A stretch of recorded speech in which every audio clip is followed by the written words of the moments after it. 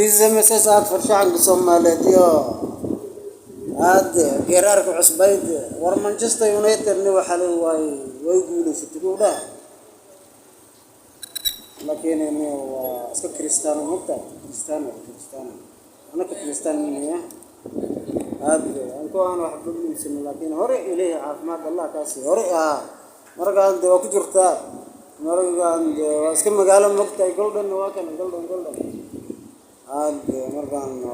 استعاد مساس فرشان Soomaaliyeed iyo garar cusbaad markaan soo salaamaya damashiyad joogtin wariya